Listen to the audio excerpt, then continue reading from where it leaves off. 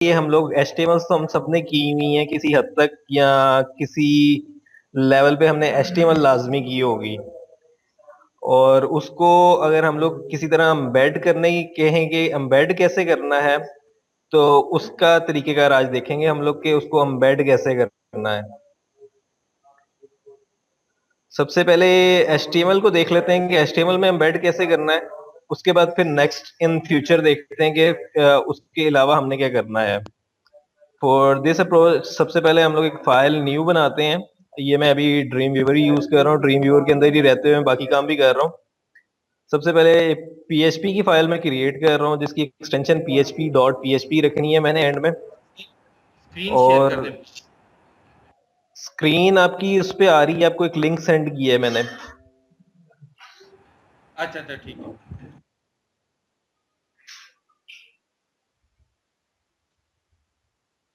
सबके पास आ गई है स्क्रीन?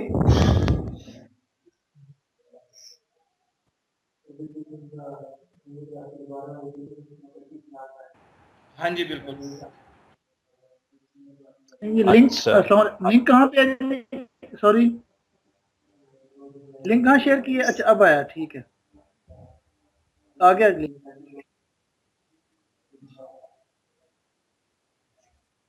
स्क्रीन भी सबके पास आ गई है?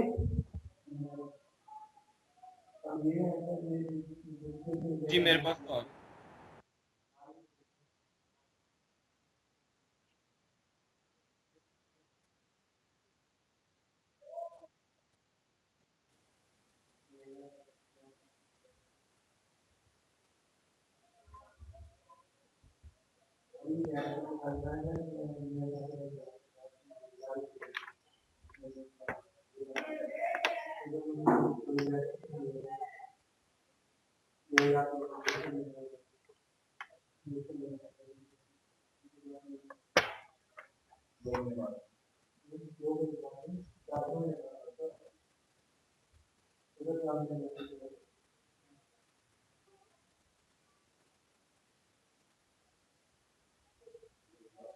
जी आ गई सबके पास?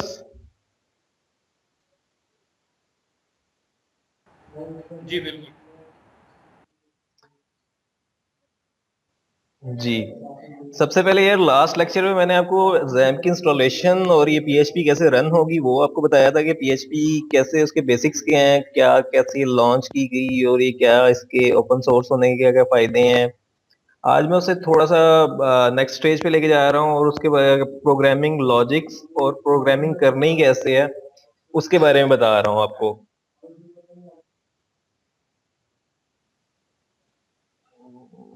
अब ठीक है?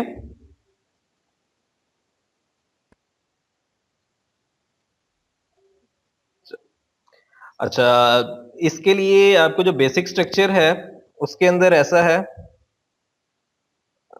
उसके अंदर ऐसा है कि हम लोग जो XAMPP की इंस्टॉलेशन है उसको पहले एक दफा रिव्यू कर लेते हैं कि XAMPP इंस्टॉल कैसे हुआ है और क्या क्या चीजें उसने इंस्टॉल कर दी हमारे, यानी कि हमने उसे सिर्फ वन कमांड दी, उसने क्या क्या चीज इंस्टॉल कर दी। सबसे पहले जो हमारा वेब सर्वर है वो अपाची होगा। अपाची मुख्तलिफ लैंग्वेजेस को सपोर्ट करता है, जो और मुख्तलिफ लैंग्वेज मतलब जावा के लिए भी यूज कर लेते हैं हम लोग, और भी मुख्तलिफ लैंग्वेजेस हैं जिनके लिए हम लोग ये यूज कर लेते हैं इसको, अपाची को। और उसके अंदर अपाची के अलावा हमें उसने दिया है पर्ल इंस्टॉल करके, PHP, जिसकी हम लोगों ने, जिस पे हमने काम करना है। इसके अलावा MySQL होगा, MySQL इंस्टॉल कर दिया। PHP और MySQL दोनों इकट्ठे चल रहे हों तो ये एक ही सर्वर पे, तो यही हमारी जरूरत है और हम लोग इसी पे काम कर रहे होते हैं। और इसका जो डिफॉल्ट रूट का फोल्डर होता है जहाँ पे हम लोग अपनी वेबसाइट रखते हैं वो htdocs का होता है। और htdocs के फोल्डर के अंदर आप अपने फोल्डर्स बना बना के काम करना शुरू कर दें। लेट्स सपोज ये मेरे कुछ और प्रोजेक्ट्स चल रहे हैं, इसके साथ मैंने एक लेक्चर्स का फोल्डर बना लिया है, उसके अंदर फिर एक और लेक्चर नंबर 2 का मैंने फोल्डर बना लिया है, उसके अंदर मैंने कुछ फाइल्स रखी हैं और कैसे वर्क करना है वो रखा हुआ है कि क्या क्या चीज आपको आगे थोड़ी देर बाद एक्सप्लेन करनी है। सब ज्वाइन कर गए हैं अब?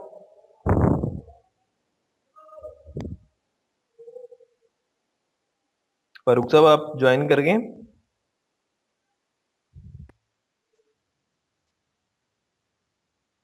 जी जी आ गया, ठीक, अब लोड हो गया जी, हो गया हो गया। चलें ठीक है, कैरी ऑन। ओके ठीक। अच्छा उसके बाद अब हम लोग दोबारा स्टार्ट से आ जाते हैं। एक नई फाइल बनाते हैं इसके अंदर, और वो हमने टाइप उसकी पीएचपी रखनी है, पेज टाइप पीएचपी रखनी है, और नॉर्मल स्ट्रक्चर के साथ मैं चल रहा हूँ इस टाइम। टाइटल का सबको पता है कि टाइटल क्या होता है वेब पेज का, कि वो भी एक्सप्लेन करना है, एचटीएमएल के टर्म्स भी कुछ एक्सप्लेन करने की जरूरत है, कि वो आप लोग कर लेंगे।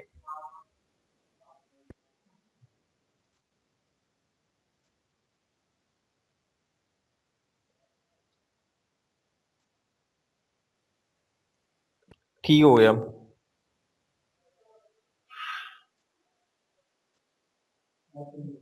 इसी तरह अगर मैं इसकी बॉडी देखूं तो बॉडी के अंदर लिखना कैसे है, हमने अपना स्क्रिप्ट, तो उसके ये कोडिंग स्टाइल है, या इसको कहते हैं कन्वेंशन, जो अपाची को समझ आती है कि ये पीएचपी का कोड इधर लिखा हुआ है, तो वो ये टैग्स हैं जिसकी वजह से अपाची इसको पीएचपी प्रोसेसर, वो मुख्तलिफ किस्म के होते हैं, जेंड है, और एक दो चीजें और होती हैं जो और काफी प्लेटफॉर्म जैसे आईआईएस भी पीएचपी को रीड कर लेता है।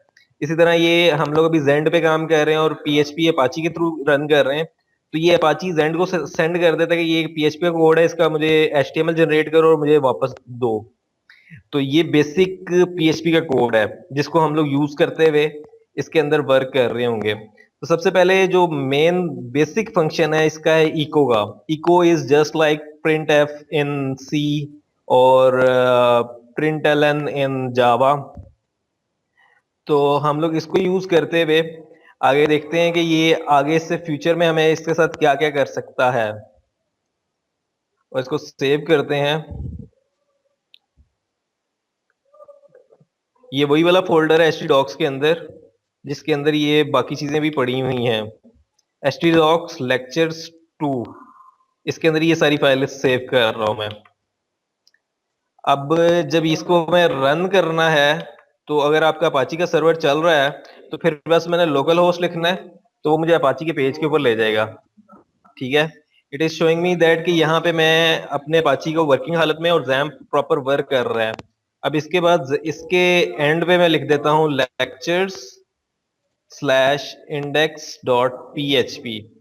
हाँ, हर हमेशा फाइल की जो एक्सटेंशन होगी वो डॉट पी एच पी लाजमी होगी, तो ये चलेगा। अगर मैं HTML के अंदर ये PHP का कोड लिख देता हूँ तो वो HTML को रेंडर नहीं करेगा, HTML को नहीं पता ये इसने कैसे प्ले करनी है, और HTML की फाइल या HTML का जो भी प्रोसेसर है बैकएंड पे जिसने प्रोसेस करना है HTML को और डिस्प्ले कराना है डाटा, उसको नहीं पता कि ये PHP का कोड में उसने कैसे रन करना है। ठीक है, इसकी और भी कुछ कन्वेंशन हैं वो भी वर्क करती हैं, लेकिन बैड कन्वेंशन के तौर पे यूज होती हैं, वो भी मैं आपको बता देता हूँ। वो जस्ट अगर हम लोग ऐसे करके भी चल रहे हैं तो वो भी चलेगा।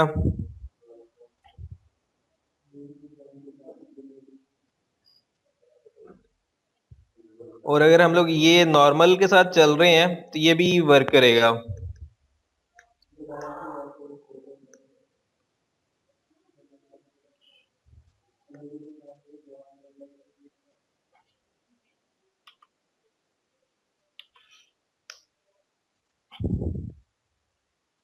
अब यहाँ पे ये लगता है PHP 5 में इन्होंने एक्सक्लूड कराया है ये वाला फंक्शन, क्योंकि मैं भी PHP 5 में नया आया हूँ इसमें PHP 5 में।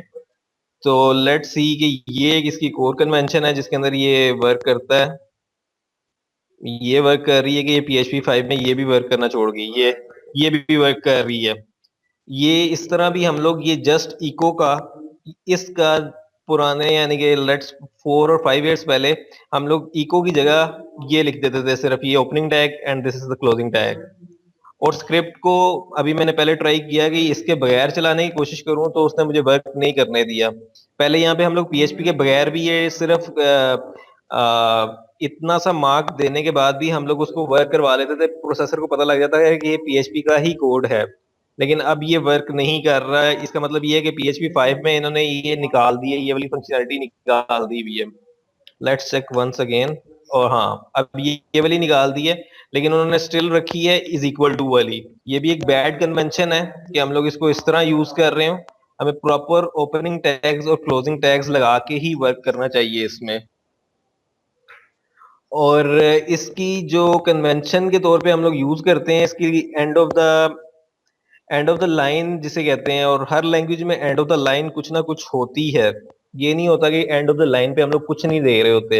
एंड ऑफ द लाइन में इधर सेमीकोलन आ रहा है, जावा में भी सेमीकोलन था, आई थिंक सी में भी सेमीकोलन ही था, और बाकी लैंग्वेजेस में भी कुछ ना कुछ वो end of the your logic के एंड पे कुछ ना कुछ वो कहता है कि आपने कुछ ना कुछ लिखना जरूर है।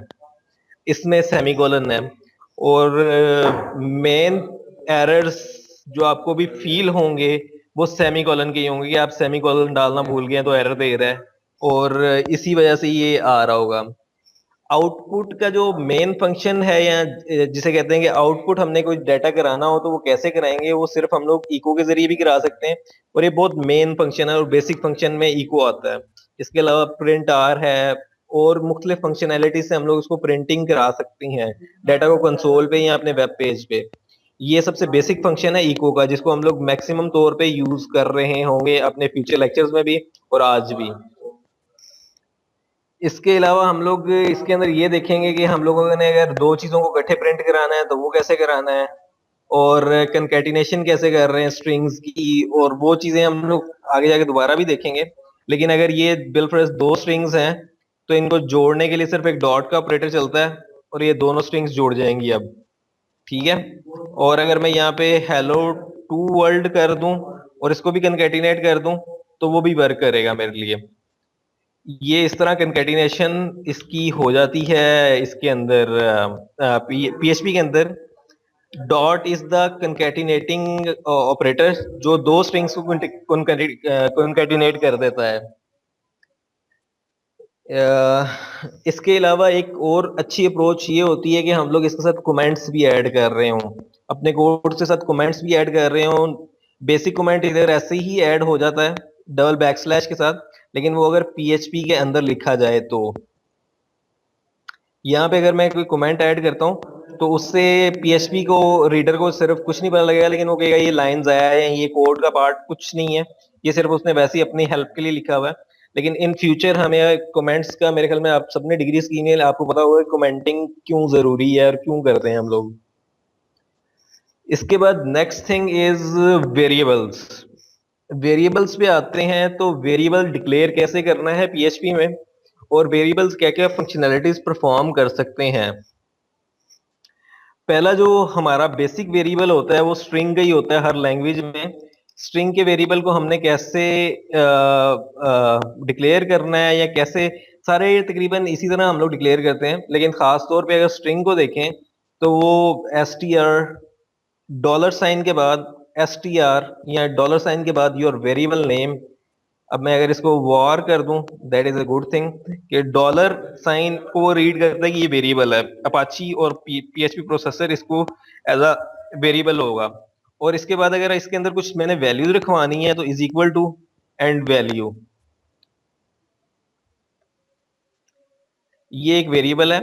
फिर इसको हम लोग कर सकते हैं इको डॉलर वन।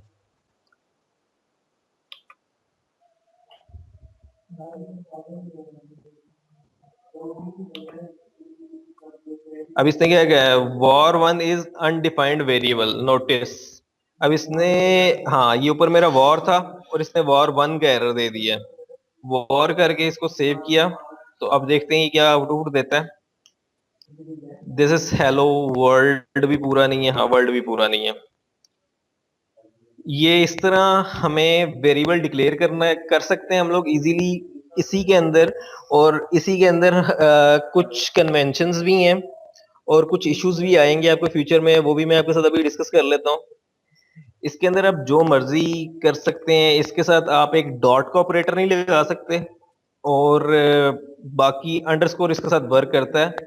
अंडरस्कोर पे ये कोई इशू नहीं करेगा, लेकिन डॉट के ऊपर ये समझेगा कि ये नेक्स्ट स्ट्रिंग साथ स्टार्ट हो गई है। डॉट का ऑपरेटर इसको कंकैटिनेशन का ऑपरेटर है, जिसकी वजह से वो कंकैटिनेट करने की कोशिश करेगा। और इसके अलावा जो कन्वेंशन है वो भी आपको दिखा देता हूँ कि dollar dollar underscore name is a variable. ठीक है, इसमें कोई इशू नहीं है, इसको अपाची बिल्कुल सही रीड करेगा। उसके बाद डॉलर माई वेरिएबल, जो भी आप नाम रखना चाहें रख सकते हैं। अंडरस्कोर जो है या हाइफन, अगर मैं ये करता हूं तो ये भी एक वेरिएबल डिक्लेयर्ड है, लेकिन इसका भी माइनस ऑपरेटर दरमियान में लग रहा है, तो हाइफन को वो माइनस के तौर पे ट्रीट कर सकता है किसी फ्यूचर में। अभी मेरे साथ इसका कोई बिहेवियर गलत नहीं होगा, ये जिस तरह मैंने लिखा है उसी तरह हम लोग इसको इको भी करा सकते हैं, सब कुछ करा सकते हैं। आप सबको स्क्रीन नजर आ रही है कि अभी काफी डाउन है फॉन्ट?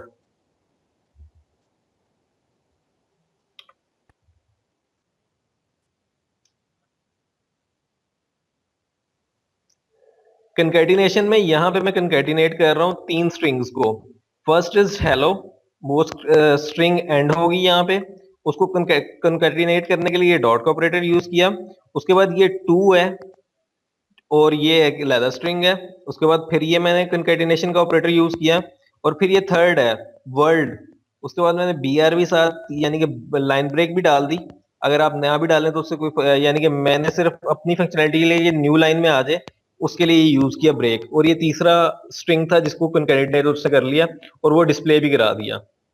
ठीक है, इस तरह अगर मैं स्क्रीन पे देखूं तो ये hello to world is not a one string, ये 3 स्ट्रिंग मिलके एक स्ट्रिंग बना रहे हैं दोबारा। ठीक है, क्लियर है?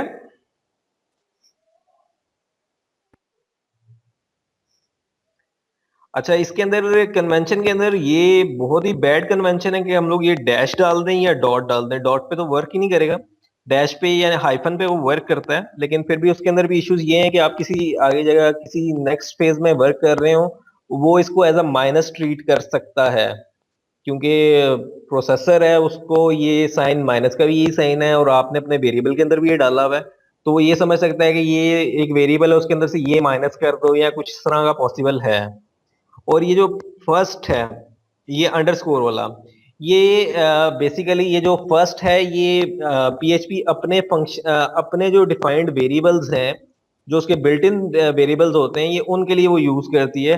लेट्स पोस्ट डॉलर अंडरस्कोर, ये उसने मुझे अपने वेरिएबल्स पकड़ा दिए हैं, get post request session server cookies env files, ये उसने अपने जो डिफॉल्ट वेरिएबल्स हैं वो उसने दिखा दिए हैं मुझे।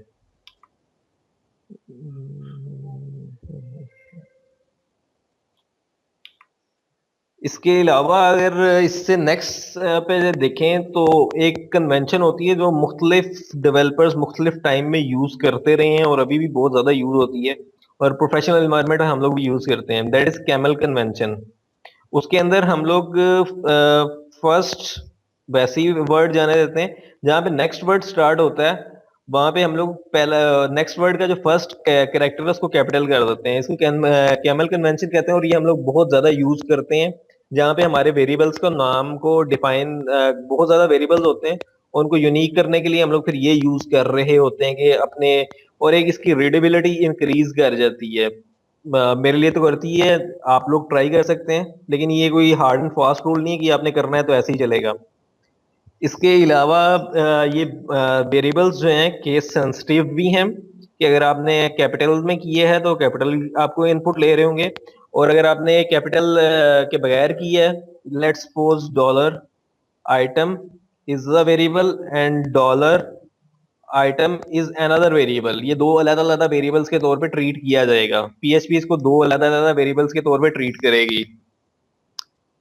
अच्छा, इसके बाद हम लोग कुछ डेटा टाइप्स हैं, उनको जरा स्पीड में देख लेते हैं कि वो कैसे वर्क कर रही हैं और क्या क्या कुछ कर रही हैं।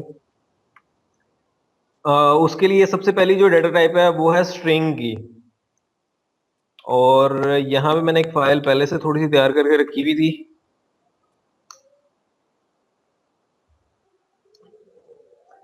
अच्छा, इसके अंदर ये अब डिक्लेयर कैसे करनी है, डिक्लेरेशन आपको स्ट्रिंग की पता लग गई है कि आपने डॉलर और वेरिएबल का नाम इज इक्वल टू, और ये कोटेशन मार्क्स के अंदर अपना सारा डाटा जो भी आपने स्ट्रिंग में रखना है, और एंड ऑफ लाइन को सेमी कॉलन से डिक्लेयर करना है। एंड ऑफ लाइन हो गया है, सेमी कॉलन डाल दिए, इसके बाद कोई वेरिएबल का कोई पार्ट नहीं है।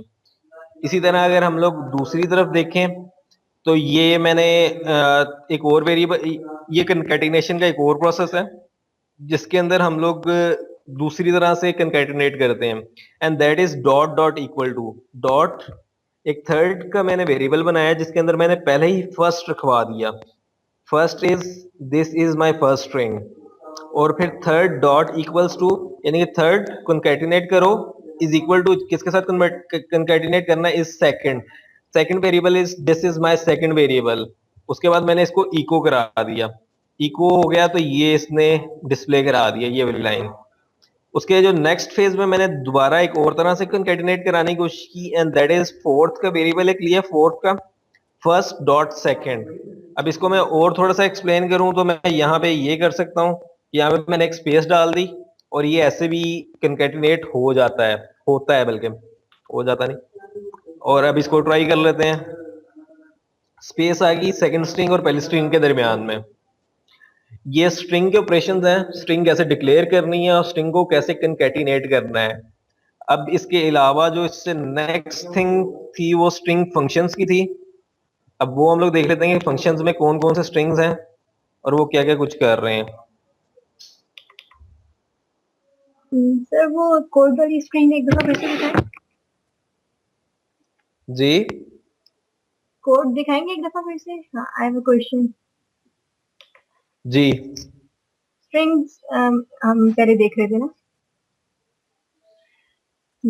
इसमें आपने इको थर्ड कराया है, मतलब जो थर्ड पे आपने वो कराई थी, उसके बाद इको फोर्थ भी कराया है, तो जो डिस्प्ले हो रहा है स्क्रीन पे वो तो पहले जो इको से पहले वाला फंक्शन है वो डिस्प्ले हो रहा है ना, और ये इको भी 3 दफा आपने लिखा है, लाइक एक तो स्पेस है और 2 दफा वो डिस्प्ले होना चाहिए। ये थोड़ा एक्सप्लेन कर देंगे ये किस तरह से हो रहा है? नहीं, मुझे आपका क्वेश्चन क्लियर नहीं हुआ।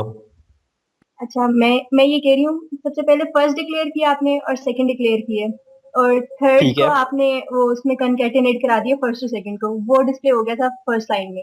फिर उसके बाद आपने ठीक है। एक को थर्ड किया है, तो हाँ उस जी। एक को थर्ड में क्या डिस्प्ले हो रहा है, उससे उसका आउटपुट में अच्छा डिस्प्ले अच्छा क्या हो रहा है? अच्छा अच्छा इको थर्ड पे मेरे पास ये वाली स्ट्रिंग डिस्प्ले हो रही है, दोनों स्ट्रिंग्स कंकैटिनेट होके डिस्प्ले हो रही हैं, ठीक है। ये तो फर्स्ट वाली उससे नहीं हो रहा था जब आपने थर्ड में आपने कंकैटिनेट कराया, ये तो उससे नहीं हो रही। तो थर्ड में ही ये हो रहा है ना, तो थर्ड को ही मैं इको करा रहा अच्छा, हूँ नीचे।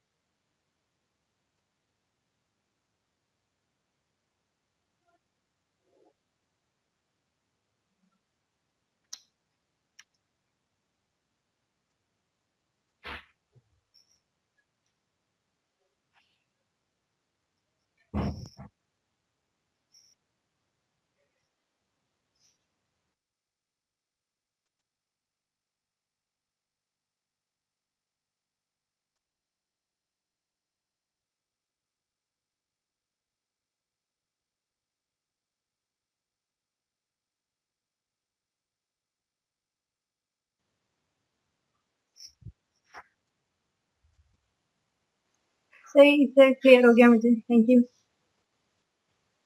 ठीक है, ये जो सेकंड है इसके अंदर आपको कोई काम नहीं है, ये जस्ट अब ब्रेक लाइन ब्रेक डाली हुई है इसके अंदर, और कुछ नहीं हुआ हुआ है इसमें। अच्छा, अब हाँ, स्ट्रिंग के कुछ वो उसका तो मुझे फंक्शंस, पता है। अच्छा स्ट्रिंग के कुछ फंक्शंस हैं, हम लोग उनको देख लेते हैं कि स्ट्रिंग के क्या फंक्शंस हैं, उनके अंदर हम लोगों ने कैसे कैसे काम करना है। तो वो उसके अंदर अगर देखें,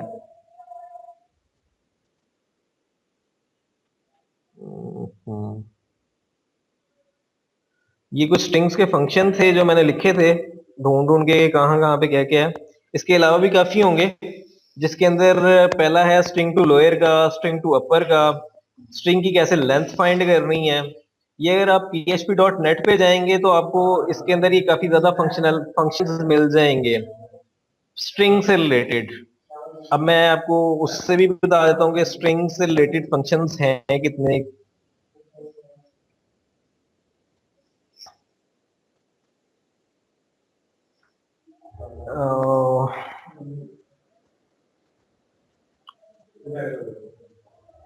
कुछ फंक्शंस आप जब सर्च कर रहे होंगे तो आपको अपने लिहाज से मिल रहे होंगे। अब जिस तरह ये मुझे एकदम ये नजर है, ये स्ट्रिंग का चेकर है कि ये सिर्फ स्ट्रिंग का रिटर्न करता है, ये स्ट्रिंग है कि नहीं है।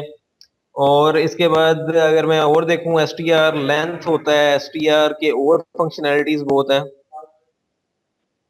गेट cbs, ये str i replace, str pad, str repeat, replace, split, shuffle, rot 13, word count, ये सारे स्ट्रिंग के फंक्शन हैं। जो स्ट्रिंग अगर आपने कोई बना ली है उसके ऊपर ये ऑपरेट कर सकते हैं। स्ट्रिंग के ऊपर ये काफी ज्यादा फंक्शंस हैं।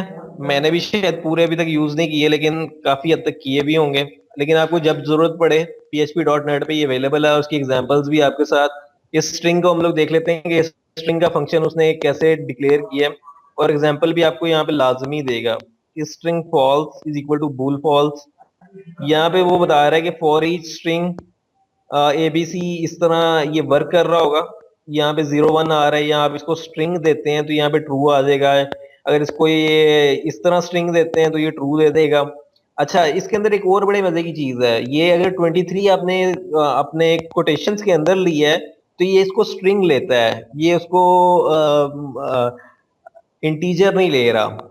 और जैसे ही आपने सेमी कोटेशन मार्क्स हटाए हैं तो वो उसको एज अ इंटीजर ले रहा है, not as a string. String की कुछ फंक्शनैलिटीज ऐसी हैं। उसके बाद जो मैंने फंक्शंस जो मैंने बहुत ज्यादा यूज किए हैं उसके अंदर है string to lower, string to upper और str लेंथ। ये हमारे काफी ज्यादा यूज होते हैं functions in over daily routine के। हमने इनको यूज करना है, इनके साथ वर्क अराउंड करना है। अगर हम लोग इसकी आउटपुट देखें तो ये देखते हैं ये क्या आउटपुट दे रहा है इस टाइम। अच्छा, सबसे पहले this is my first string, this is my second string. To lower किया मैंने फर्स्ट को, स्ट्रिंग टू लोअर उसने फर्स्ट को कर दिया, this is my first string. उसके बाद स्ट्रिंग को अपर को किया है तो उसने सेकंड स्ट्रिंग को अपर में ले गया। उसके बाद इसने फर्स्ट स्ट्रिंग के करेक्टर मुझे काउंट करके बता देंगे उसके करेक्टर्स कितने हैं। ठीक है, इस तरह इसके स्ट्रिंग के काफी और ज्यादा फंक्शंस भी होंगे और वो वर्क भी कर रहे होंगे। उसके अंदर से कुछ है जो ट्रिम का फंक्शन है, यूसी फर्स्ट का फंक्शन है। उसके अंदर भी हम लोग देख लेते हैं कि वो कैसे वर्क कर रहा है। अगर मैं यहाँ पे यूसी फर्स्ट कर देता हूं, ये भी एक इसकी फंक्शनैलिटी है। अब ये जो पहला करेक्टर होता है उसको कैपिटल कर देता है। इसी तरह यूसी वर्ड का है एक, जो जो हर वर्ड का फर्स्ट करेक्टर को कर देगा कैपिटल्स में। वो भी ट्राई कर लेते हैं, इज माय फर्स्ट स्ट्रिंग। इसी तरह काफी और फंक्शनैलिटीज भी हैं, वो आप वर्क अराउंड कीजिएगा। str रिप्लेस है, str फाइंड है, str है, ट्रिम का फंक्शन है जो इसके ऊपर वर्क करता है। स्ट्रिंग रिप्लेस, स्ट्रिंग पोजीशन, ये आपको इन फ्यूचर अगर आप इसमें वर्क स्टार्ट करते हैं तो ये आपको इसकी जरूरत पड़ती रहेगी, ये स्ट्रिंग की फंक्शनैलिटीज पे। और इसके बाद अगर हम लोग इंटीजर को देखते हैं तो इंटीजर के अंदर हमारे पास क्या क्या कुछ है वो भी ट्राई कर लेते हैं। इंटीजर भी हम लोग जिस तरह वेरिएबल डिक्लेयर करते हैं उसी तरह इंटीजर को भी हम लोग डिक्लेयर कर लेते हैं। और इसकी फंक्शनैलिटी का मजा ये है कि हम लोग इसी की एक स्ट्रिंग के अंदर प्लस माइनस वेरिएबल्स वगैरह डाल के जो मर्जी करते रहे, इसने उसे रीड करना है और एज अ मैथमेटिकल आर्गुमेंट जिस तरह उसको मैथमेटिकल कर सकता है वो मैथमेटिकली, मतलब कि उसके जो भी फंक्शनैलिटी होता है, बोर्ड मास का रूल अप्लाई हो रहा है, वो सारे ये रूल्स अप्लाई करने के बाद मुझे आउटपुट दे देगा कि क्या आउटपुट है इसकी। इसी तरह इसके भी कुछ फंक्शंस हैं, एब्सोल्यूट वैल्यू कैसे निकालनी है, उसके बाद एक्सपोनेंशियल पावर में कैसे लेके जाना है उसे, स्क्वायर रूट कैसे लेना है, मॉड कैसे लेना है, रैंडम का फंक्शन बहुत मजे का लगता है मुझे, मैं इसमें बहुत वर्क करता हूँ। और रैंड के अंदर हम लोग एक और भी यूज करते हैं 1,10, जो इन 1 से लेके 10 के दरमियान रैंडम कर देगा। ठीक है, इसके अलावा अब यहाँ तक मेरे ख्याल में ट्राई कर लेना चाहिए।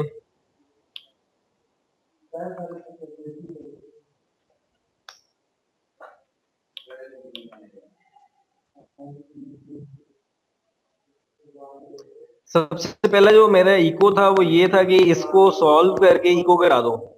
उसने इसको पूरे को सॉल्व किया है कि क्या क्या 1 + 2 + वार, ये टोटल बन गया है 6 × 2 12 / 2 6 - 5 1।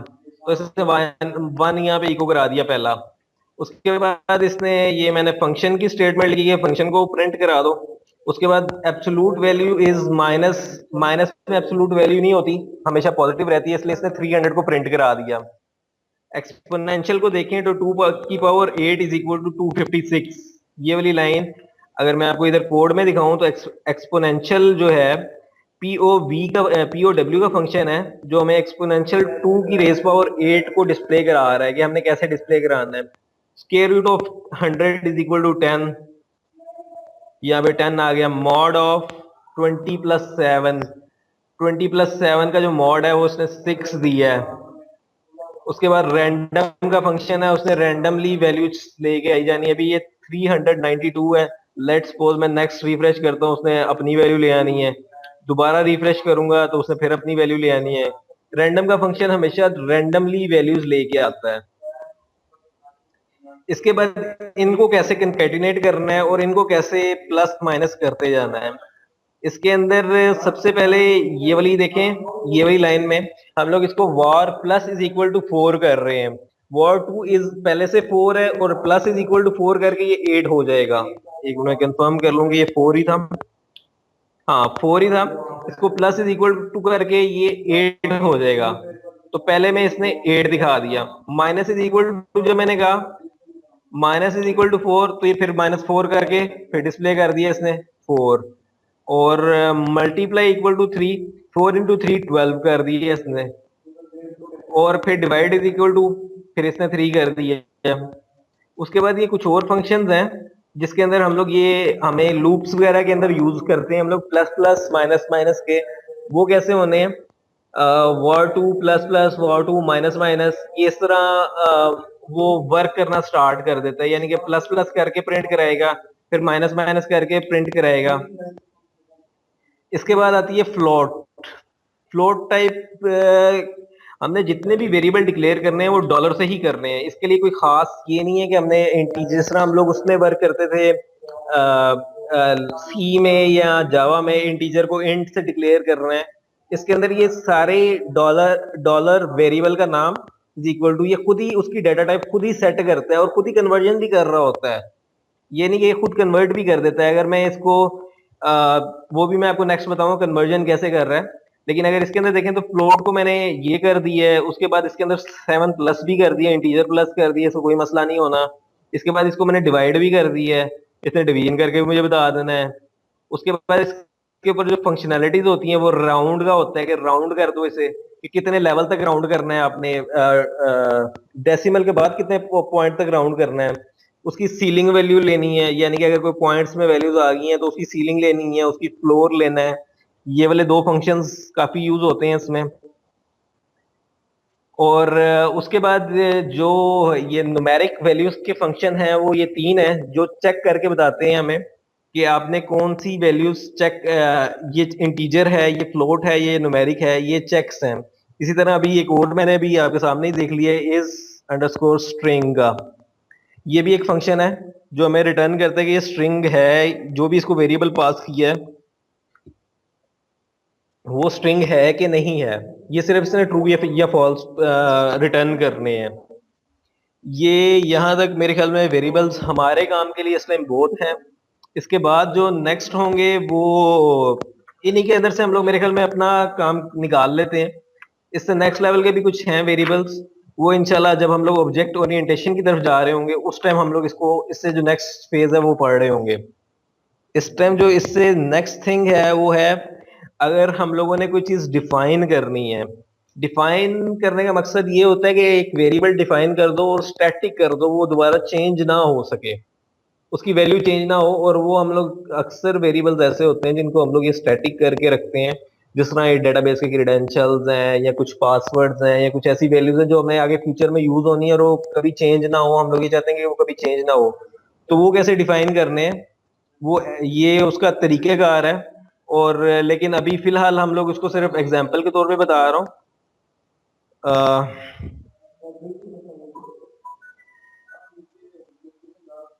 और इसके साथ इसकी वैल्यू, ये इसका तरीकेकार है कि ये इसने ऐसे डिफाइन करना है और ऐसे इसके साथ ये डिफाइन करने के बाद ये ऐसे प्रिंट भी हो जाएगा।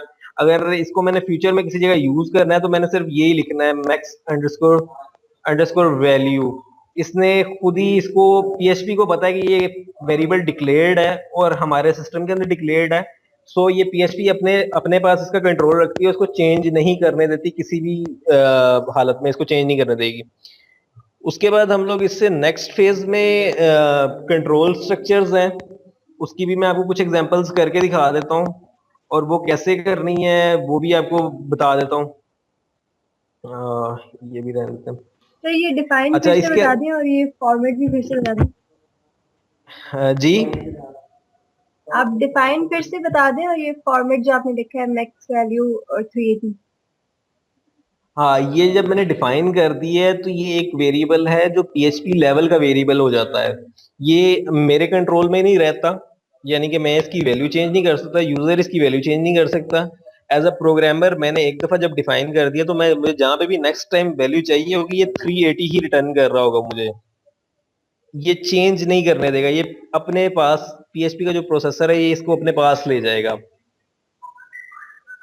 अच्छा सही है। 380 मतलब एक वैल्यू से आ गई। ये इसका फंक्शन का ये वेरिएबल का ये नेम देना है और ये इसको इसमें देना है, कोटेशन मार्क्स में देना है। उसके बाद ये क्या कहते हैं, comma and then 380। 380 is the value of this variable. ठीक है, ये ऐसे डिफाइन किया गया है इसमें वेरिएबल। और 380 ये के अलावा भी कोई वैल्यू डाल सकते हैं? जैसे जो मर्जी आपने वैल्यू आपने डालनी है। पहले डिक्लेयर कराया था var1, ये भी इस पे डाल सकते हैं, इस तरह की चीज आई मीन। var1, आप ये जो ऊपर से आप कह रही हैं कि अगर मैं ऊपर वाला वेरिएबल हाँ नीचे हाँ। डिफाइन कर दूं, इसको ना फिजिकल वैल्यू की जरूरत होती है, जहां तक मैंने अभी तक देखा है। You okay can try okay कि ये इस तरह फाइन। कर सकता है कि नहीं कर सकता, क्योंकि हर फंक्शन की ना कुछ इनपुट्स की होती हैं कि उसने, अगर ये मैं फंक्शन ये डिफाइन भी कोई फंक्शन ही होगा जिसको मैं कॉल कर रहा हूँ, उसकी ये रिक्वायरमेंट है कि उसका पहला आर्गुमेंट ये हो, सेकंड आर्गुमेंट ये हो। अब मुझे नहीं पता कि वो आर्गुमेंट आप अच्छा वेरिएबल के तौर डिफाइन पे दे फंक्शन सकें। आपने खुद से लिखा होगा, ये वो उसको कॉल कर रहा होगा या किसको? पीएचपी का ही कोई है ये मेथड? डिफाइन मतलब फंक्शन आपने लिखा होगा।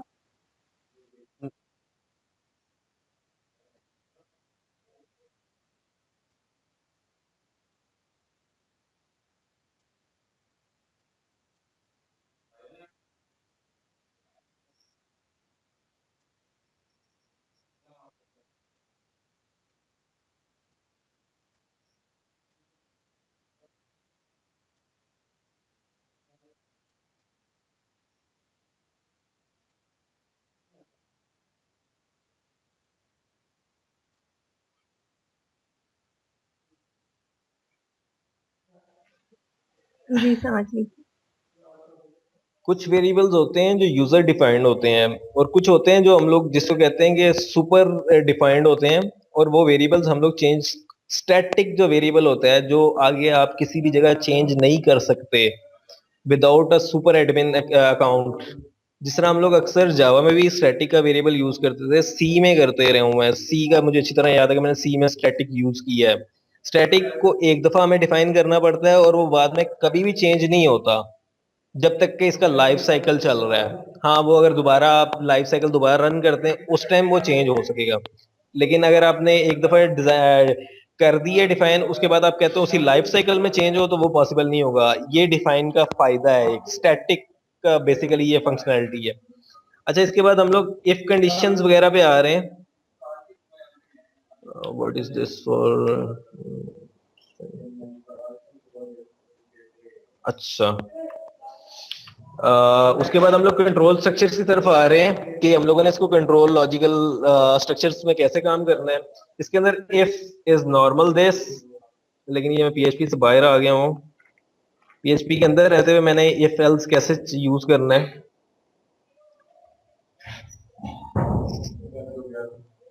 तीसरा है यार, बस 20 मिनट्स हैं। अच्छा, ये इफ इस तरह लिखना है और इसके अंदर जिस तरह हम लोग बाकी फंक्शनैलिटीज में वर्क करते हैं उसी तरह इसमें भी करना है। और इसके वेरिएबल्स क्या थे? war1 और war2। if war1 equals to $war2, then क्या करे ये echo I am equal, we are equal।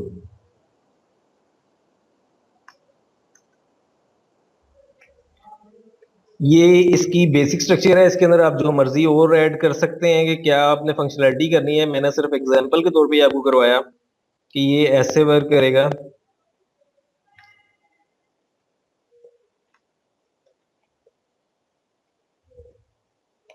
अब इसको रन करते हैं तो ये एंड में देख लेते हैं कि इसका क्या रिजल्ट सेट आता है।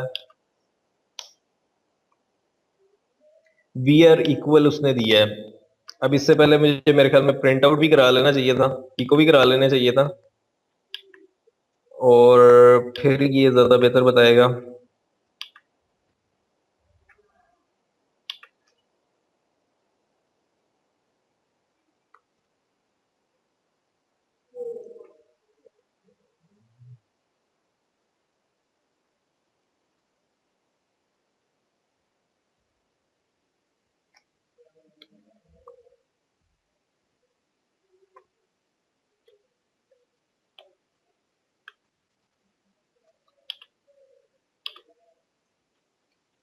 थ्री और ये थ्री और थ्री है।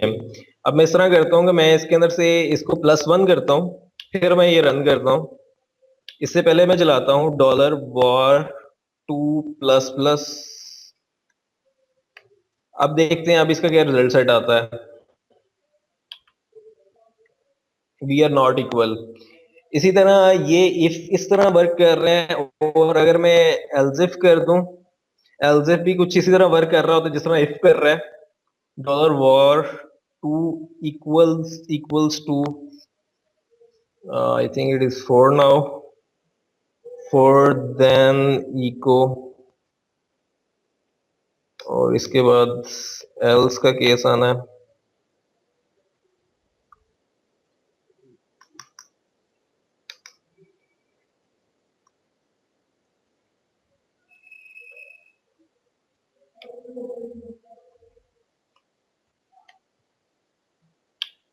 ठीक है, अब ये केस 2 है। उसके बाद एल्स इफ दोबारा लगता जाए, जितनी दफा मर्जी आप चलाने की कोशिश करते जाए, ये चलता जाएगा। इसको कोई हर्डल नहीं है कि आप इसको एक लिमिट नहीं है इसकी, जितनी मर्जी इफ एल्स लगाएं। और इसकी बेस्ट प्रैक्टिस यही होती है कि आप एक वेरिएबल को पकड़ें और उसके अगेंस्ट जितनी इफ एल्स लगानी है आप वो लगाएं। अब मैंने यहाँ पे गलत किया है, मुझे यहाँ पे war1 को अगर मैं चेक कर रहा हूँ तो मुझे हर जगह फिर war1 ही चेक करते जाना चाहिए, और मुझे सारी कंडीशन war1 पे ही लगानी चाहिए। war2 को फिलहाल यहाँ मैं किसी एक्सपोनेंशियल या किसी और तरह से मैं war2 को भी इन्वॉल्व कर सकता हूँ, लेकिन मैं war1 के साथ ही खेलूँ तो ज्यादा बेहतर होगा इसमें भी। ये इफ एल्स था। इसके बाद स्विच स्टेटमेंट्स, आपको स्विच स्टेटमेंट कैसे लगानी है। स्विच ऑन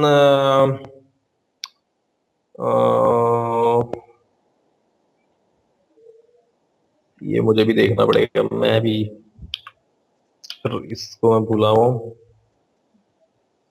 स्विच,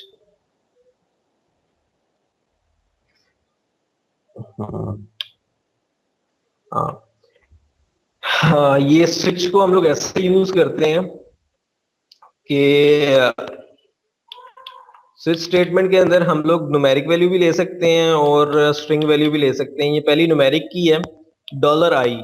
स्विच को जब भी $i मिलेगा उसने केसेस में जाना शुरू कर देना है, और केस अगर i 0 है तो इक्वल टू 0, ब्रेक, केस 1 है तो ये 1 2 3 इस तरह जितने मर्जी केसेस आप बनाते जाएं। इसी तरह स्ट्रिंग में भी हम लोग इसको यूज कर सकते हैं। ये स्ट्रिंग का केस नीचे रन हुआ हुआ है, apple I is equal to apple I. ये अगर इस तरह रन करना शुरू कर दूं तो ये स्विच स्टेटमेंट ऐसे वर्क करनी शुरू कर देगी। और स्विच को सिर्फ एक वेरिएबल चाहिए जिसकी बेसिस पे उसने डिसाइड करना है कि वो कौन से केस में जाएगा। ठीक है, इसके बाद एक केस और भी होता है, उसे कहते हैं डिफॉल्ट। डिफॉल्ट केस भी हमें लिखना चाहिए, ऑल्दो वो हम लोग उसे नहीं लिखते, लेकिन डिफॉल्ट का केस भी होता है जिसके अंदर वो हम लोग यूज करते हुए उसको डिफॉल्ट अगर कोई ये आ रहा है। डिफॉल्ट वैल्यू के अंदर ये होता है कि अगर कोई केस रन नहीं हुआ तो डिफॉल्ट रन हो जाता है इसमें, स्विच केस में। अच्छा, इसके बाद हम लोग कुछ लूप्स देख लेते हैं कि लूप्स में कैसे वर्क करना है। लूप इधर 3 तरह के हैं इसमें, पीएचपी में 3 तरह के लूप्स हैं जिसके अंदर हम लोग वर्क करते हैं, और उनमें से आपको जो सा सूट करता है, कई दफा हमें कंडीशन के हिसाब से चलना पड़ता है कि कंडीशन इस तरह की है। सबसे पहले जो होता है वो फॉर का ही यूज करते हैं हम लोग। उसकी डिक्लेरेशन जिस तरह नॉर्मल बाकी जगह पे होती है, var1 equal to 0 $var1 is equal to 10 $var1 plus plus. ये इसकी स्टेटमेंट है, इसने 10 टाइम्स यहाँ पे चल जाना है। उसके बाद जिस तरह नॉर्मल हम लोग करते हैं, इसके अंदर वेरिएबल जो है फिर वही डॉलर के साथ हम लोग डिक्लेयर किया, 0 के साथ, और उसको प्लस प्लस करते जा रहे हैं। 10 टाइम इसने इको करना है यहाँ पे, इको $var1 और break. Let's check it.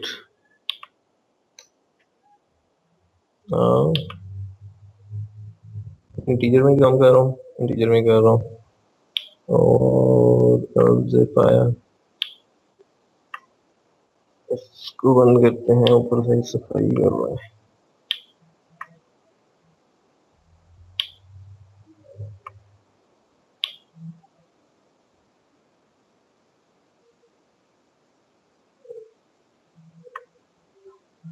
Okay,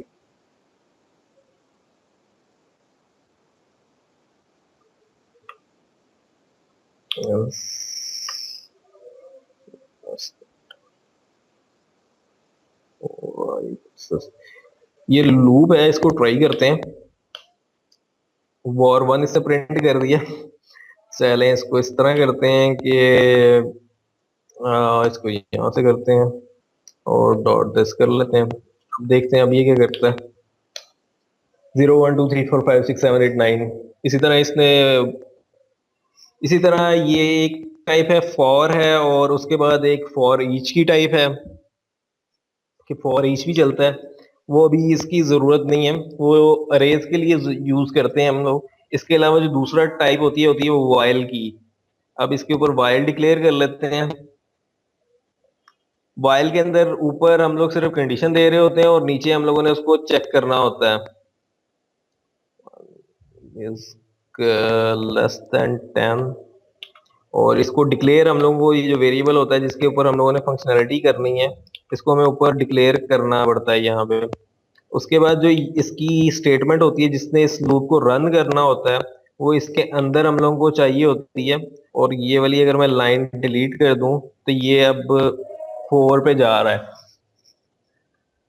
ये अब उसके लेवल पे पहुंच गया है कि इसने अब वाइल कैसे रन कर सकते हैं हम इसके ऊपर।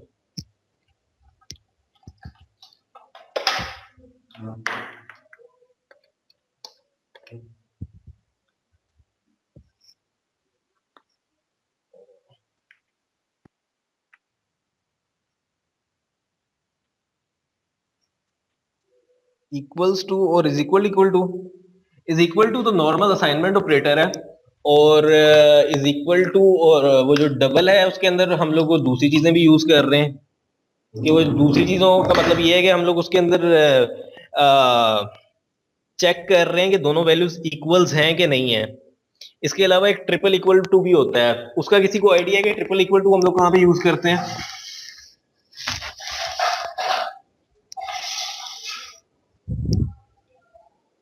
जी मुदस्सिर साहब, है आइडिया आपको ट्रिपल इक्वल टू का?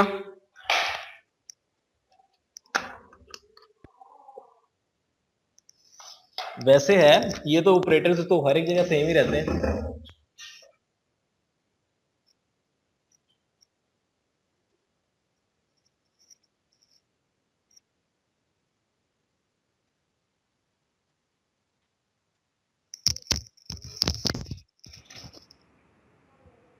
जो ट्रिपल इक्वल टू है उसे कहते हैं आइडेंटिकल।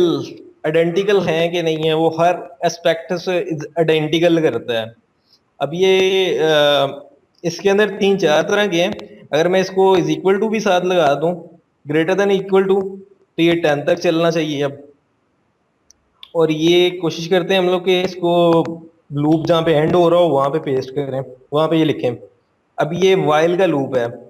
अच्छा, एक और चीज जो मैं अभी नहीं फॉलो कर रहा, दैट इज इंडेंटेशन, कि हम लोग अपनी लाइंस को प्रॉपर रखें ताकि कोड हमारा बाद में रीडेबल रहे।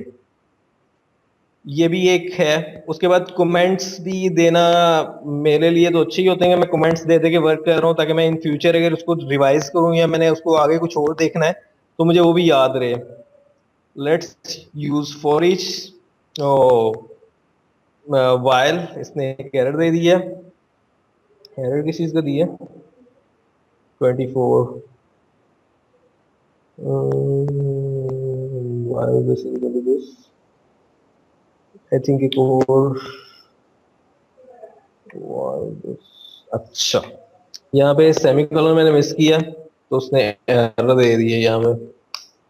ठीक है, अब मैंने ग्रेटर देन लेस देन और इक्वल टू किया तो उसने 10 टाइम्स ये रन कर दिया, 11 टाइम्स रन कर दिया। ये वाइल है। और फॉर ईच की अभी हम लोग बात इसलिए नहीं कर रहे क्योंकि फॉर ईच में थोड़े से मसले हैं कि मैंने अभी तक आपको अरे स्ट्रक्चर नहीं सिखाया।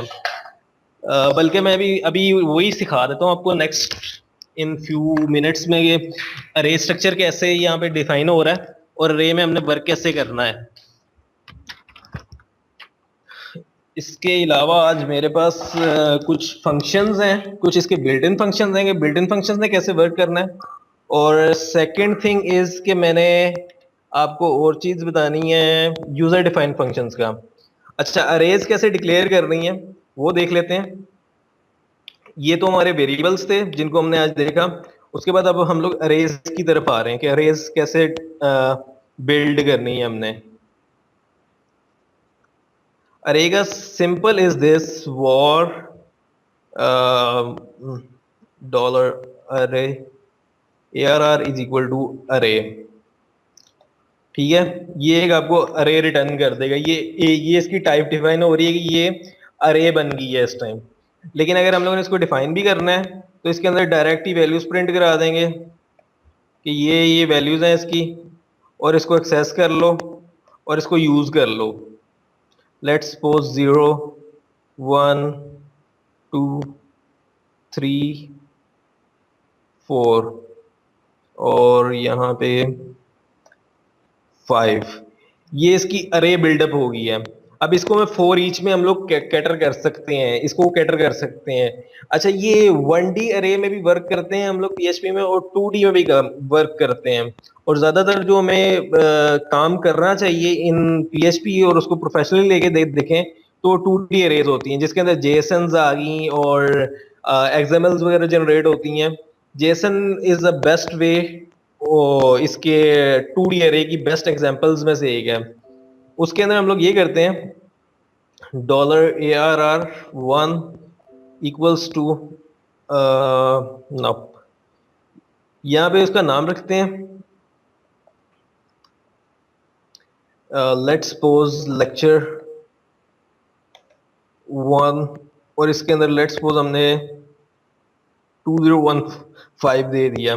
उसके बाद अगर मैं इसको इको कराऊंगा अरे को, तो अभी हम लोग दोनों अरेज को इको कराते हैं। अच्छा, इसको इको कराने का भी डिफरेंट वेज हैं। इको एक तो ये है कि मैं इंडेक्सिंग वाइज करवाता जाऊं, और दूसरा ये है कि मैं एक ही इको लिखूं और उसके अंदर एक ही फंक्शन लिखूं जिसके अंदर ये प्रिंट हो जाए, सब कुछ हो जाए। अगर हम लोग के पास अरे है तो उसको हम लोग इको कराने के लिए प्रिंट अंडरस्कोर आर का फंक्शन यूज करते हैं जिसके अंदर ये सारी अरे प्रिंट कर देता है $ARR। लेट्स सी कि ये इसको क्या कहता है। ठीक है, इसने अरे के 0 इंडेक्स पे 0 रखा हुआ है, 1 पे 1 रखा हुआ है, 2 पे 2 रखा हुआ है, 3 पे 3 रखा है, 4 पे 4, 5 पे 5।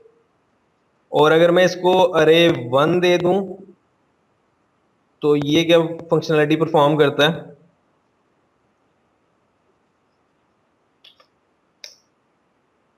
इसके अंदर मीनिंगफुल नेम आ रहा है साथ के अरे है, उसके अंदर लेक्चर का ऑब्जेक्ट है, उसके अंदर 2015 पड़ा हुआ है। अब फॉर ईच की बात करते हैं हम लोग, जिसके अंदर ये फॉर ईच के अंदर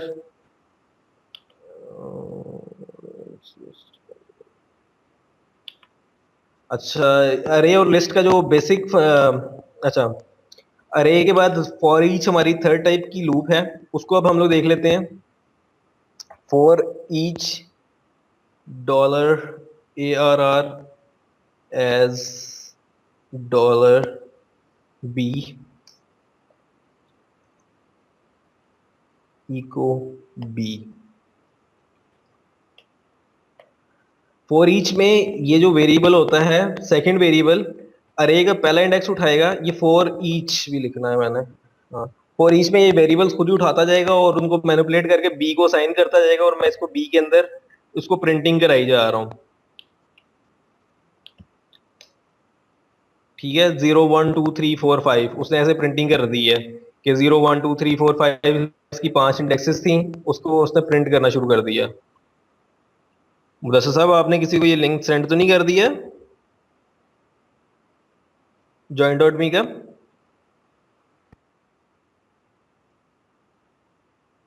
सर मेरे पास यूजर इंक्रीज करी जा रहे हैं, 25 हो गए हैं।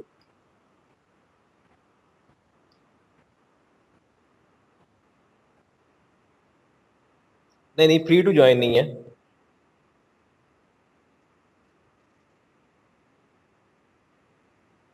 चले मैं इसको लॉक कर देता हूँ। ठीक है, और चले लॉक कर देता हूँ। इस तरह ये फॉर ईच का कॉन्सेप्ट है।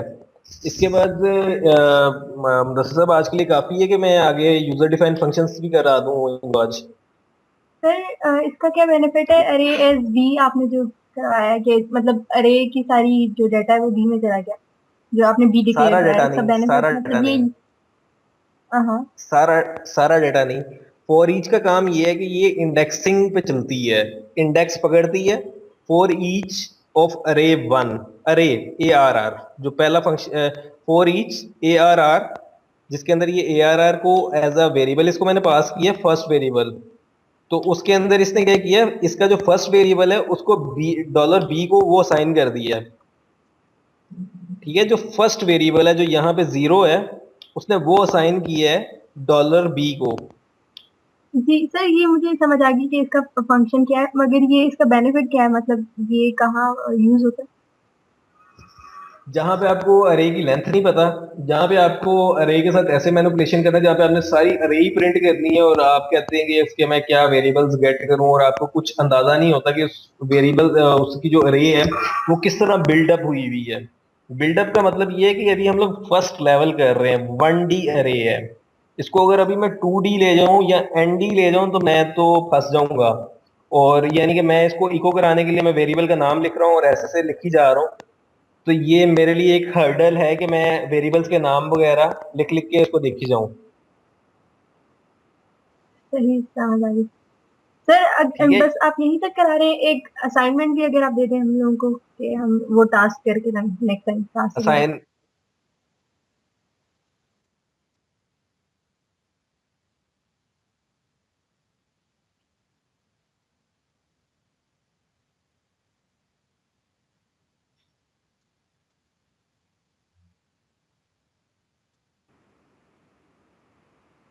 चले ठीक है, चलिए फिर आप मुदस्सिर साहब बस आपको कोई टास्क असाइन कर दें ताकि वो हम करें नेक्स्ट टाइम तक।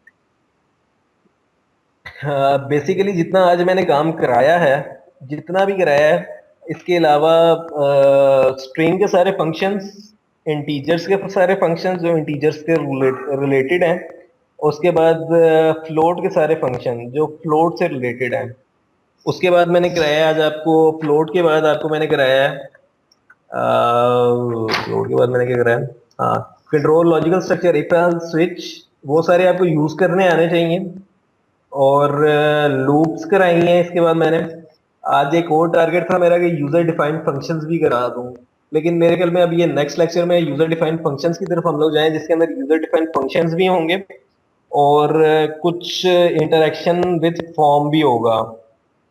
फॉर्म का भी मेरे ख्याल में नेक्स्ट लेक्चर कंप्लीट फॉर्म्स पे भी लग जाएगा कि फॉर्म्स को कैसे हम लोगों ने यूज करना है।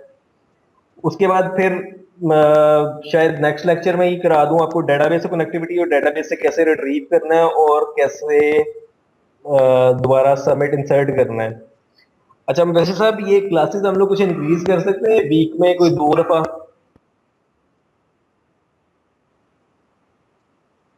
बाकियों की अवेलेबिलिटी का क्या स्टेटस है कि अगर उनको शॉर्ट नोटिस दिया जाए तो वो अवेलेबल हो सकेंगे कि मुश्किल होगा उनके लिए?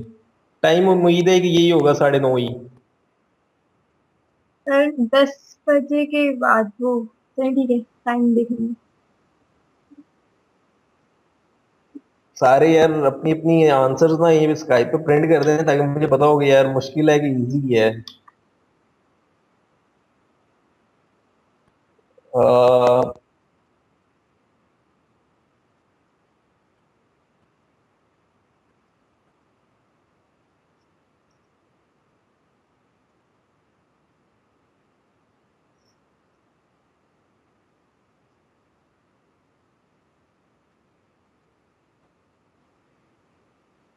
ठीक है।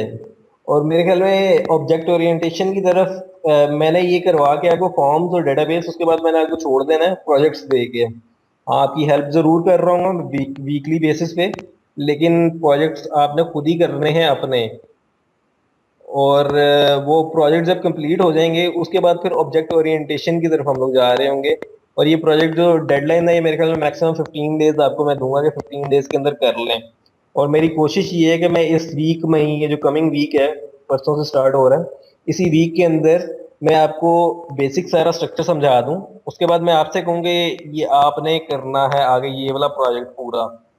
ठीक है, हर एक बंदे को इंडिपेंडेंटली प्रोजेक्ट असाइन होगा और वो कोई इतना बड़ा नहीं होगा कि ना हो सके 15 दिन में या 10 दिन में वो प्रोजेक्ट ना हो सके। वो इतना ही होगा कि बस आपको बेसिक स्ट्रक्चर और कैसे वर्क करना है वो आ चुका होगा। हाँ, उसके बाद जब हम लोग ऑब्जेक्ट ओरिएंटेशन पढ़ चुके होंगे तो आपको 1-2 फ्रेमवर्क्स पे ले जाऊंगा मैं कि फ्रेमवर्क्स में काम कैसे करना है हमने। और मेरे ख्याल में इतना ही बहुत होगा। अगर आपने डेवलपमेंट स्टार्ट करनी है उसके बाद एक्सपीरियंस करेंगे तो आपको आगे फ्यूचर में काम आएगा।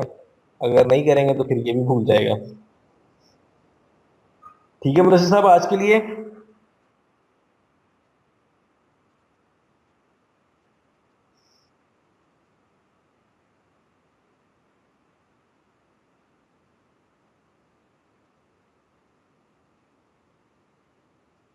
चलें, ठीक है, ओके सर, अस्सलाम वालेकुम।